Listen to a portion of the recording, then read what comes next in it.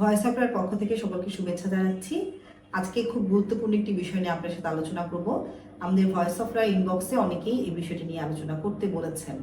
সেটি হলো একটি জমির দলিলের তল্লাশি কিভাবে করব।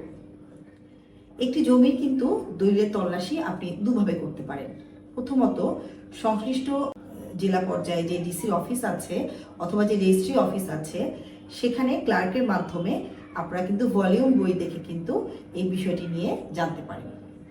দ্বিতীয়ত, আবেদন ক্রমের মাধ্যমে আপনি আবেদনের মাধ্যমে যে তথাকথিত তল্লাশি ফি প্রদানপূর্বক আপনারা সেই বিষয় সম্পর্কে কিন্তু জানতে পারেন বা তল্লাশি নিয়ে সেই দলিল সম্পর্কে জানতে পারেন। আরেকটি বিষয় বলবো যে এনএসি সার্টিফিকেটটা গ্রহণ করা, যে আসলে এটা প্রয়োজনে অনেকে করেন আবার অনেকে করেন না, তবে একজন আইনজীবী হিসেবে আমি বলবো অবশ্যই আপনারা এটি গ্রহণ করবেন। এনএসি বা নন ইনকামবেন্স বা দায়মুক্তি যে সনদপত্র, এই সার্টিফিকেটটা কিন্তু আপনারা গ্রহণ করতে পারেন। এটি আপনাদের কিন্তু খুবই উপকারে লাগবে। এখন প্রশ্ন হলো যে এইসব তল্লাশিগুলো আমি নিজে গিয়ে করব নাকি কাউকে দিয়ে আমাকে করাতে হবে।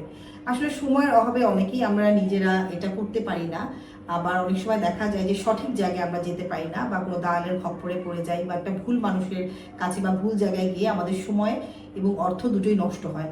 সেক্ষেত্রে আমার পরামর্শ থাকবে যে আপনারা সংশ্লিষ্ট অফিসে গিয়ে সেখানে যারা কর্মরত ক্লার্করা আছেন তাদের মাধ্যমে কিন্তু আপনারা এই কাজগুলো করে নিতে পারেন।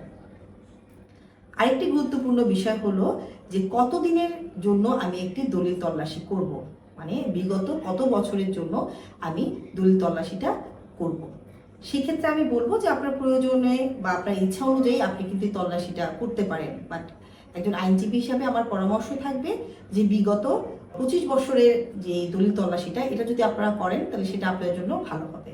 সেক্ষেত্রে অবশ্যই আপনারা যদি দলিল তল্লাশি করেন তাহলে বিগত 25 বছরের যে সময়টা থাকবে সেই সময় পর্যন্ত আপনারা অবশ্যই দলিল সংক্রান্ত তল্লাশিটা চালাবেন। ধন্যবাদ।